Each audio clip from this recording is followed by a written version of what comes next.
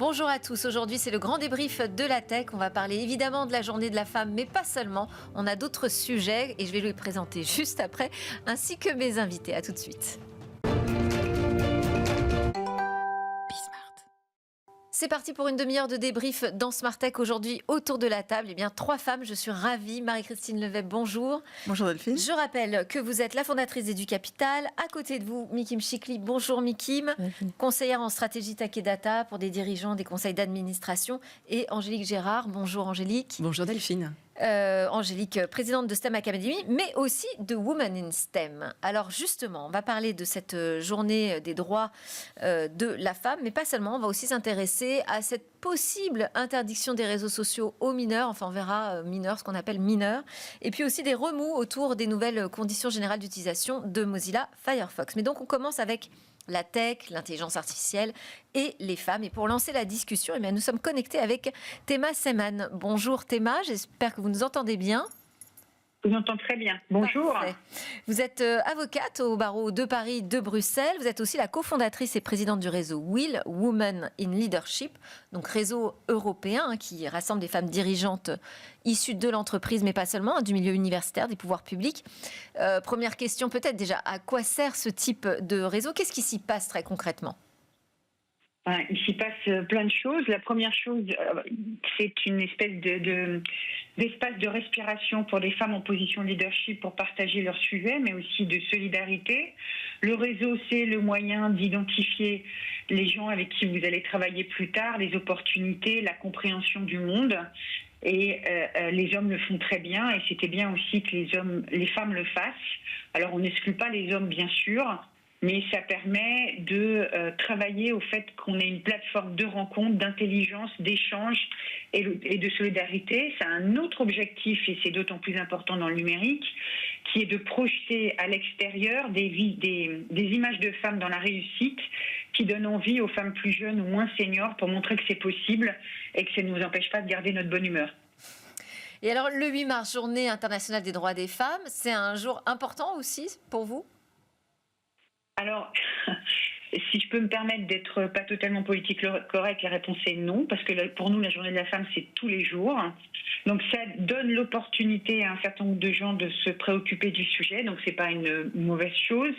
Mais on ne peut pas traiter en une seule journée tous les sujets qui sont des sujets de société, de la problématique de la parité, de l'égalité, de la place des femmes dans la société en général, dans le monde du numérique.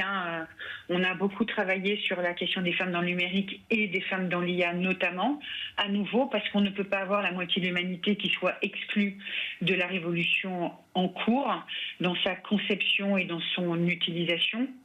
Donc le 8 mars, c'est tous les jours pour nous en fait. C'est la même question autour de la table. C'est important le 8 mars, c'est un jour important pour vous qui êtes des femmes dans la tech. Vous vous dites, voilà, c'est un jour de mise en lumière un peu particulier.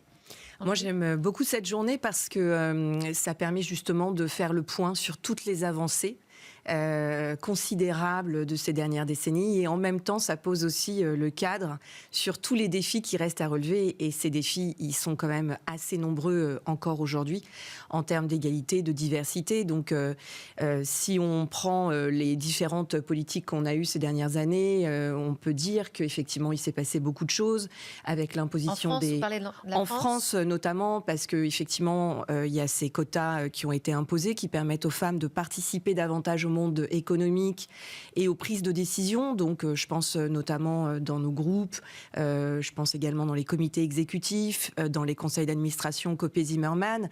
La réalité aujourd'hui, c'est que tout ça c'est super, mais qu'on ne prend pas le problème à la source non plus. Et donc on a un problème d'éducation, de sensibilisation. Personne n'a envie d'être une femme quota. Et donc la question qu'on devrait se poser, c'est comment on fait pour construire les talents féminins qui vont permettre de remplir des rôles et de participer à la vie de notre société. Donc nous, c'est notre mission chez Women in STEM, justement de sensibiliser, d'éduquer, d'ouvrir le champ des possibles à des jeunes filles, à des jeunes femmes, leur montrer qu'il y a des métiers passionnants à faire. Et donc pour ça, on a 4 actions cette année. Donc notamment la création d'un média intergénérationnel avec des rôles modèles. Donc on on ne voit pas suffisamment de femmes dans la tech et dans les sciences. Elles sont invisibles, donc c'est de les mettre en lumière, de les faire témoigner, parfois de faire du mentorat. C'est aussi de former les femmes à l'IAGEN, parce que déjà on ne participe pas au développement. La collecte d'infos est insuffisante nous concernant, et en plus, on a tendance à pas se former en fait sur l'IAGEN. Donc c'est un vrai sujet. Et puis on a un Tour de France qui est organisé cette année dans toutes les grandes agglomérations pour justement évangéliser, donc avec les entreprises partenaires, les institutions, les universités, les écoles. Donc beaucoup de choses qui vont bouger, j'espère, en faveur justement d'une meilleure inclusion des femmes et de façon durable dans les filières technologiques et scientifiques. Même question pour vous. Alors moi, je pense que je suis d'accord, tous les jours devrait être la journée de la femme. Mais bon, comme on est dans Smart Tech, je pense que c'est bien d'avoir une journée pour surtout tirer la sonnette d'alarme. Parce que moi, je suis assez pessimiste, je trouve, que dans la tech. Quand on regarde, moi, ça fait près de 25 ans que je suis dans la tech et rien n'a avancé. On a même plutôt reculé. Le pourcentage de femmes dans la tech n'a pas avancé. Le pourcentage de femmes dans les écoles d'ingénieurs, on est toujours à 28%, alors que finalement, la tech rentre de plus en plus dans tous les secteurs. À la Polytechnique, qui est quand même le fleuron de la tech, on a vu que là, cette année, on a 16% de filles dans la promo de Polytechnique. Voilà, on ne fait que reculer. Donc, il y a une énorme sonnette d'alarme à tirer. Il faut changer les choses. On ne peut pas rentrer dans un monde de l'IA où finalement on va avoir des IA qui vont être entraînées par 50% de la population et utilisées par 100% de la population. Il va y avoir trop de biais. Il y a vraiment une sonnette d'alarme à tirer. Et moi, je pense qu'elle est de la responsabilité de tous, de l'école. Alors, moi, c'est vraiment mon sujet, mais il y a des stats alarmantes. Quand les jeunes filles rentrent, les jeunes filles rentrent en CP, elles ont en maths, les petites filles, elles ont 4 points de plus en maths que les garçons. À la fin de l'école primaire, elles ont 30 points de moins que les garçons. Donc il y a une espèce de construction de stéréotypes dans la société où on ne pousse pas les filles à faire des maths. La réforme du bac, ça a été une catastrophe. Les filles se sont réfugiées dans des autres matières et ont abandonné les maths, alors que les filles sont toujours bonnes élèves. Il y a plus de filles qui ont des meilleures notes, qui sont au brevet. Il y a plus de filles qui ont le baccalauréat et qui ont des meilleures notes au bac.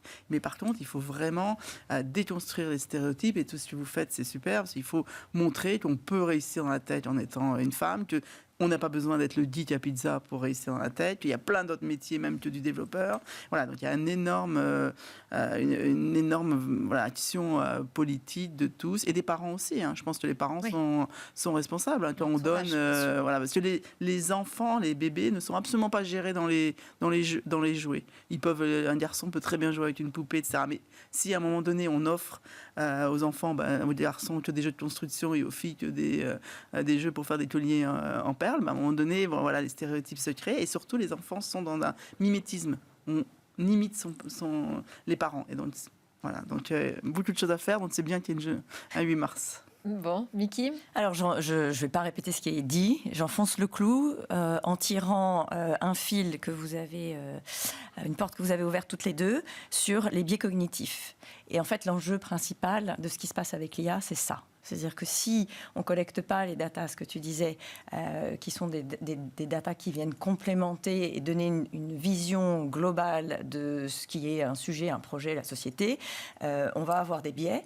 Et si on n'a pas, de l'autre côté de la chaîne, des personnes qui programment avec une mentalité et une vision différente, on va avoir un biais qui est très masculin. Et le point d'encouragement, pour avoir travaillé dans pas mal de boîtes de tech, c'est de dire aux femmes, et aux jeunes femmes notamment, il y a énormément de métiers qui ne sont pas techniques et qui sont liés à la tech. Parce qu'avec le no-code, finalement, aujourd'hui, il y a la possibilité d'avoir des idées et de développer des projets qui ne nécessitent pas forcément une expertise.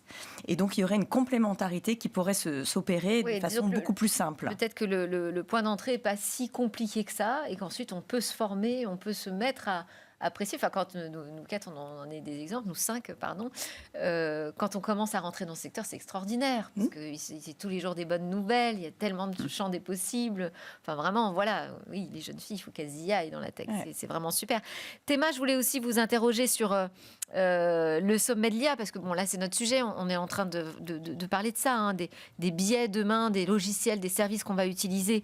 Et donc, de ce développement de l'IA sans les femmes. Parce que vous avez organisé avec la Villa Numéris No AI Without Women. C'était dans le cadre du programme officiel vers le sommet sur l'IA. Ça y est, ce sommet a eu lieu à Paris. Qu'est-ce que vous en retenez ? Voilà, vous avez le sentiment qu'on a un peu avancé sur ce sujet ? Alors, oui, on a avancé. Je ne sais pas si, parce que moi, je suis absolument d'accord avec ce qui vient d'être dit sur les biais cognitifs. Je voudrais juste commenter sur le fait qu'on n'a jamais réussi à comprendre pourquoi ça bloque sur les parties conceptuelles. Il ne faut pas non plus dire aux filles qu'il faut qu'elles abordent le numérique par la partie non-tech. Il faut juste peut-être travailler au fait que la tech n'est pas inabordable. Elle est inabordable pour personne, et notamment pas pour les filles. Et c'était l'objectif, en fait, de ce qu'on a fait. Donc, on a fait un événement avec une grande partie des grands noms de l'IA à l'Élysée le 5 décembre.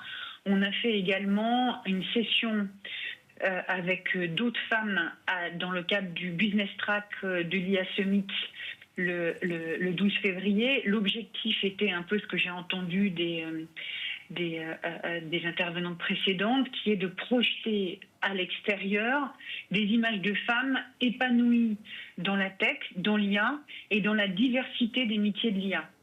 J'avais un de mes amis, des grands acteurs de l'IA, qui me disait c'est la fin des matheux et c'est l'arrivée du pouvoir des littéraires aussi, l'IA. Alors je nuancerai. Hein. Non, mais c'est vrai, on a besoin de littéraires, on a besoin de gens qui pensent à l'éthique, à la philosophie. Ouais. Absolument. Donc il y a plein d'opportunités et donc le sommet de l'IA a été, et merci à Anne Bouvreau de l'avoir fait d'ailleurs, de mettre des femmes au cœur. Moi, je crois beaucoup à la progression par l'exemplarité. Je pense que c'est assez partagé autour de la table. Donc, de montrer des carrières de femmes souriantes, épanouies dans le monde de l'IA, dans le monde de la tech, qui existent, qui sont passionnées, qui peuvent le raconter et qui créent des vocations.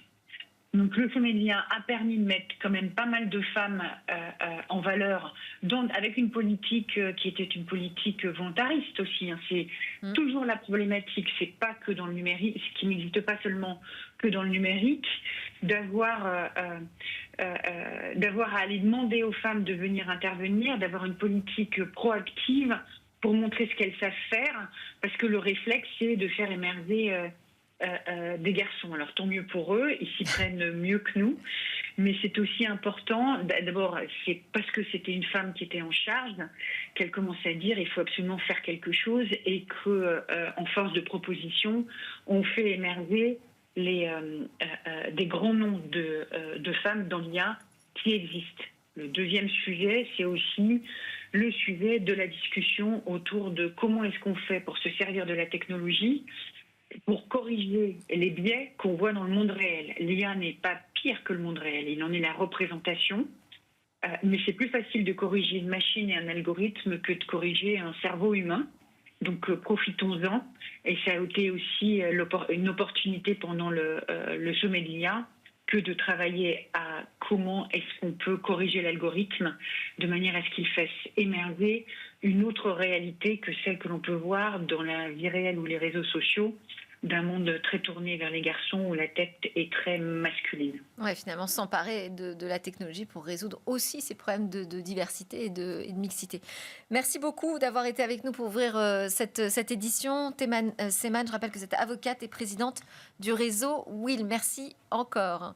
Nous, on continue notre débrief en parlant de ce qui pourrait changer pas mal de choses. Est-ce qu'on se dirige en fait vers une interdiction des réseaux sociaux pour les mineurs ? On a vu quelques signaux récemment. En Australie, le Parlement a approuvé une législation quand même très, très dure, hein, une interdiction totale des réseaux sociaux pour les moins de 16 ans. avec voilà, des amendes qui pourraient aller jusqu'à 50 millions de dollars australiens, ça fait un peu plus de 30 millions d'euros. Bon, on est encore dans le flou sur les modalités d'application de ce genre de mesures, mais on voit qu'il y a une vraie volonté politique en fait d'agir vis-à-vis de ce que provoquent les réseaux sociaux chez les jeunes, qu'on commence à comprendre, à mesurer cette pression sociale. Il parle de source d'anxiété, le Premier ministre australien, d'un canal pour les escrocs, d'un outil pour les prédateurs en ligne. Voilà. Et donc, il a envie de faire sortir les jeunes dans la rue, sur les terrains de foot, plutôt que de les laisser devant leurs écrans sur les réseaux sociaux. Il y a des exemples en Floride, en Espagne. En France, la secrétaire d'État au numérique et à l'intelligence artificielle a dit qu'il n'y avait pas de tabou en fait sur ce sujet. Elle s'est pas vraiment prononcée, mais elle a ouvert la porte à des discussions sur une possible limitation, interdiction des réseaux sociaux pour les jeunes en France. Là, j'ai la minorité, c'est jusqu'à 15 ans. Hein. Qu'est-ce que vous pensez, vous, de cette idée, Marie-Christine? Moi, je pense que c'est la deuxième sonnette d'alarme de l'émission. Je pense que honnêtement, il faut faire quelque chose. On est arrivé à un point où les jeunes passent trop de temps sur les réseaux sociaux et où ces réseaux sociaux ont failli. Je trouve qu'il y a eu un peu une faillite des réseaux sociaux dans la régulation, c'est allé un peu trop loin. Et je ne sais pas s'il faut interdire, mais en tout cas, je pense qu'il faut réguler. Il faut réguler, il faut peut-être avoir à un moment donné des... Il y a déjà aujourd'hui, on a imposé cette majorité numérique, c'est-à-dire que les parents doivent donner leur accord. Alors bon, c'est oui, pas encore en mais il peut application avoir non plus, aussi des temps d'arrêt au bout d'un certain temps d'utilisation, parce que c'est vrai que quand on passe aujourd'hui 3 heures, 4 heures par jour, on arrive à du temps d'écran qui est trop long, et on peut faire des choses utiles sur les écrans. C'est surtout ça, c'est qu'à un moment donné, il ne faut pas jeter l'eau avec du bain, c'est pas l'écran, oui. c'est ce qu'on y fait. Donc moi, je pense qu'à un moment donné, il va falloir mettre un peu des règles, et c'est notre responsabilité à tous, de parents, des enseignants, etc., pour ne pas condamner le numérique, mais mettre des règles. Et c'est vrai que ça veut dire qu'on décide ce qui est bien ou pas bien sur l'écran. Et moi, j'ai toujours été... Quel type de plateforme sociale on accepte ou pas? J'ai toujours été la chante de la liberté. Je me rappelle au début de l'Internet, quand il y avait le piratage, j'avais toujours dit, attention, ne freinons pas. Si on met des offres de qualité en face, les gens iront. Et c'est vraiment le cas. Spotify a été mis en place, les plateformes des VOD ont été mises en place, et ça a marché. Là, c'est très différent. On a des jeunes qui sont inquiets. Il y a même en parlant de l'image de la femme sur les réseaux sociaux, c'est terrible. Il y a des jeunes filles qui vont dans des logiques d'anorexie, il y a du harcèlement, etc.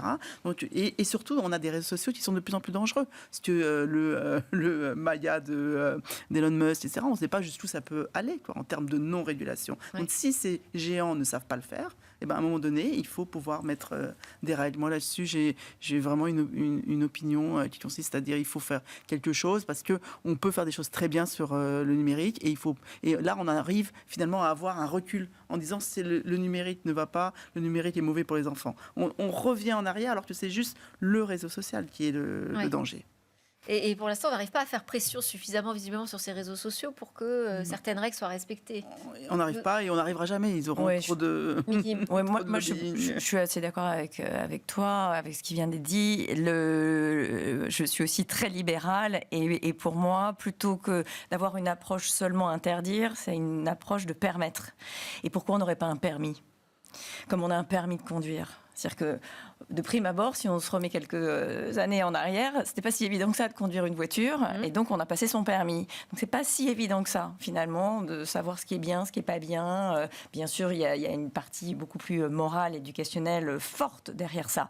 Mais finalement, d'avoir son permis, ça autoriserait, au lieu d'interdire, donc on n'est plus dans une posture finalement de révolte, surtout quand on a cet âge-là, parce qu'on va aller contre l'autorité, mais ça autoriserait à dire, tiens, ça c'est OK et ça c'est pas OK. Et comment je pose mes limites? Elles sont où ces limites? Et ça devrait être dans l'école. Ça devrait être à la base dans l'école. On devrait même permettrait de faire passer l'éducation au numérique. Exactement. Et on devrait aussi peut-être... Mais alors à quel âge on pourra passer son permis, Miki? Alors ça, moi je suis pas législatrice, donc il faudra demander aux personnes qui légifèrent. Mais 15 ans, c'est déjà un âge où on est bien responsable. Oui. Et on comprend, on a une intelligence qui est suffisamment développée, émotionnellement, intellectuellement, technologiquement. le fameux IT, l'intelligence technologique. Donc peut-être que c'est ça, c'est pas simplement de faire mais c'est de faire, enfin pas faire ou, pardon, mais et. Donc d'être inclusif. Ok, bonne idée, pourquoi pas, Angélique? Une libérale de plus, donc je suis assez d'accord avec ce qui a été évoqué, et je pense que comme l'interdiction en fait du tabac ou de l'alcool, on pourrait effectivement penser qu'il y a une maturité pour les réseaux sociaux, donc ça revient à l'idée du permis. Donc à partir de quel âge effectivement on est assez mature pour appréhender tout ce qui nous est proposé. Moi je suis pas pour non plus l'interdiction, ce serait priver en fait cette génération d'un outil quand même majeur pour échanger, s'informer, créer. C'est quand même la génération de demain, donc ils sont nés avec l'outil numérique. Moi, il s'avère que je suis maman également, donc avec des enfants qui sont pile dans cette cible, qui n'ont pas accès aux réseaux sociaux, donc ça crée des débats chez moi importants, notamment parce que moi j'en suis addict. Donc, et je pense que si on venait à réguler de façon intelligente, avec un mode jeune, avec des contenus adaptés et avec une limitation de l'écran, ce serait quand même plus positif, parce qu'effectivement les conséquences, elles sont quand même assez graves aujourd'hui, entre les dépressions, les troubles anxieux. Il faudrait faire porter la responsabilité aux parents, parce Il y a les parents. Sinon ça fonctionne pas. Ah mais totalement. Mais enfin nous, c'est ce qu'on fait en tant que parents, et on assume ça, et c'est voilà, ça crée des débats à la maison, mais tant mieux. Ça aussi, c'est plutôt intéressant. Mais quand je vois toutes ces jeunes filles, ces jeunes garçons qui ont des stéréotypes aujourd'hui de beauté, et qui toute la journée se prennent en photo avec des filtres, et qui une fois devant leur miroir le matin ne se reconnaissent pas et vont jusqu'au suicide parce qu'ils ne s'acceptent pas. Ouais. Ça pose des problèmes d'estime de soi importants. Oui, c'est urgent de faire quelque chose, mais l'interdire, c'est pas la solution. Mais enfin, ça veut dire aussi, si on rentre dans la technique un peu, ça veut dire qu'il faut imposer aux plateformes sociales des vérifications de l'âge. C'est quand même une grosse machine à mettre en place. Hein. Il ne suffit pas de le décréter du jour au lendemain. C'est une grosse machine, mais je pense qu'on ne peut pas juste donner aux parents, parce qu'on va créer une trop grosse fracture, fracture numérique, fracture sociale et fracture numérique qui existe déjà. Hein, et on va l'agrandir entre les parents qui pourront aider les enfants et ceux qui finalement sont trop occupés, trop fatigués, etc., ou qui ne pourront pas. Donc il faut imposer des règles aux géants GAFAM. Tout est faisable, hein, techniquement, honnêtement. Oui. Tout est faisable. On peut interdire le scroll infini, par exemple. On peut mettre des limitations de temps. On sait bien que tout sera contourné. Voilà. Mais par contre, au moins, il y aura quelques règles sur l'âge, quelques règles sur le temps. Mais sur les parents, par exemple, le fait que les parents partagent des contenus sur leurs jeunes enfants et tout ça. Aujourd'hui, on les éveille, on leur dit attention, c'est pas bien, c'est dangereux. Ça peut être utilisé par des réseaux demain de pédocriminalité. Est-ce qu'une interdiction, là, pour le coup, serait pas plus efficace? Alors, on va rentrer dans le modèle chinois. Ouais, c'est ça. Donc, tout le monde dit, c'est super, regardez ce qu'ont fait les Chinois. Ils interdisent l'accès à telle plateforme, et ils coupent et ils limitent dans le temps. Mais elle est où la liberté? Non, là, je disais d'interdire aux parents de partager des contenus sur leurs enfants. Ils sont adultes sur le soir. Pardon, excuse-moi. Bien sûr. On parle des enfants, mais il y a l'éducation des parents. Ils sont adultes, ils sont responsables. Oui. Bon. On garde un petit peu de temps pour notre troisième sujet, c'est les changements de conditions générales d'utilisation de Mozilla Firefox. Alors, qui interviennent après le rachat d'une entreprise dans la publicité anonyme. Et quand je dis que ça fait pas mal de remous, oui, ça fait même bondir tous les défenseurs jusqu'ici de Firefox comme étant le navigateur qui protégeait leurs données privées. En fait, le problème vient de quoi? D'une clause qui mentionne une licence mondiale non exclusive excluant toute redevance pour l'utilisation des informations donc des utilisateurs afin de les aider à naviguer, utiliser, interagir avec du contenu en ligne dans le cadre de leur utilisation du navigateur. Pourquoi ça a fait bondir et on en est où sur cette affaire? Est-ce que ça veut dire qu'on est moins protégé sur Firefox aujourd'hui, Mikim? Alors, on fait juste un tout petit pas en arrière. À l'origine, on avait les fameux cookies tiers qui traquent les utilisateurs sur les sites web. Puis, je passe les détails, on décrète, en tout cas en Europe, que les cookies tiers ne sont possibles que si les internautes donnent leur consentement. Okay, ça, c'est sur Chrome. Deux navigateurs précurseurs, Safari et Firefox, eux, décident de couper les cookies tiers de leur plein gré. Donc on se dit, c'est super. Parce que là, on a Modèle deux vertueux. plateformes vertueuses. Enfin, c'est pas des plateformes, pardon, hein, c'est des navigateurs. C'est ce qui permet d'aller sur le web, c'est ce qui permet aux utilisateurs d'accéder aux sites web. Donc, ce que fait Firefox là, indépendamment en fait qui rachète une entreprise dans le domaine de la publicité, qui est plus dans la mesure de la publicité, ce qu'ils font, c'est qu'ils changent les modalités de tracking. Ils autorisent toujours pas le tracking site à site, la personne qui va sur ce site, mais ils stockent ces données de navigation dans le navigateur Firefox. Donc, il y a un peu, ou c'est un peu moins traqué, mais il y a toujours l'information. Et là où c'est lié à Anonyme, c'est qu'à ce moment-là, dans le navigateur, on a accès à ces informations. Et donc, il y a des outils qui existent, qui donnent des statistiques qui permettent un meilleur ciblage de la publicité. Mais donc sur des cohortes, en fait, d'internautes et non pas sur des individus. Oui, alors derrière, ils peuvent mettre des cohortes, ils peuvent mettre tout un tas de trucs. À partir du moment où on a l'information server-side, on a quand même beaucoup d'informations. Donc, c'est moins pire. Mais on a quand même des informations. Donc ça va aider aussi à un autre aspect, c'est-à-dire que oui, là, c'est pour la liberté de choix des internautes, ça sera toujours le cas. Hein, on pourra toujours choisir, accepter ou refuser, normalement, sauf aux États-Unis, ça n'existe pas. Mais ce qui est intéressant aussi, c'est-à-dire qu'on regarde les deux aspects de la pièce, c'est que ça permet aussi de financer une certaine liberté d'expression, financé par la publicité. C'est toujours le modèle et ce que ressassent les gens qui travaillent dans le marketing et la publicité.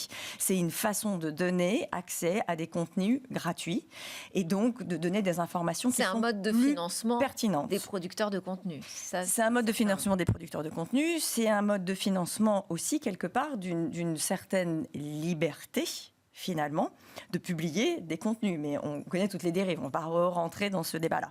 Voilà, donc oui, ça grince des dents, parce que historiquement, Firefox, il faut le rappeler, 3% de part de marché à peu près, hein, et Safari avait fait cette démarche précurseur, mais ils n'ont pas les mêmes enjeux publicitaires que Chrome sur le propriétaire de Google qui est propriétaire de Chrome, enfin Alphabet qui est propriétaire de Chrome. Donc on n'est pas sur les mêmes ordres de grandeur. Mais donc pour vous, c'est un recul quand même sur la protection de la vie privée ? Alors, là où il y a Je vous interroge parce que vous êtes une spécialiste de ces sujets. Là où il y a vraiment débat, c'est de changer des conditions générales sans les faire approuver. C'est-à-dire que là où ça s'est révolté, c'est quand vous faisiez la mise à jour de Firefox, automatiquement, vos données allaient se stocker dans le navigateur. Alors ensuite, quand même, Mozilla a assuré que cette licence ne sera pas utilisée à des fins publicitaires, mais uniquement pour améliorer l'expérience de navigation. Alors, ça sera utilisé à des fins de mesure.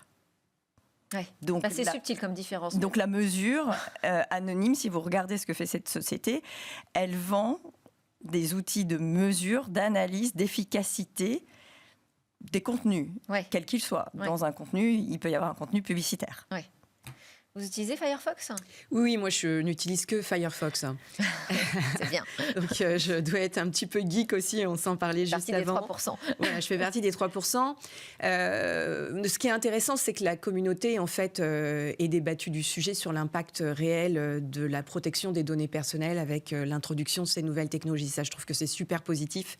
C'est bien parce que aujourd'hui, ça démontre qu'on peut plus tout faire, que c'est visible et que des gens en fait prennent le sujet et essayent de comprendre. Donc ça, je trouve ça top. Et après, je trouve que Mozilla a été quand même un petit peu à l'écoute parce qu'effectivement, ils ont modifié des petites choses. Est-ce qu'on est encore à l'attendu ou pas ? Je suis pas personnellement en mesure de le dire, mais je trouve qu'ils sont quand même à l'écoute des utilisateurs à date. Merci beaucoup à toutes les trois. C'était Smart Tech avec ce débrief, pas spécial femmes, mais quand même, qui mettait quelques femmes de la tech importantes à l'honneur. Merci à tous de nous suivre sur la chaîne Be Smart for Change. À très bientôt.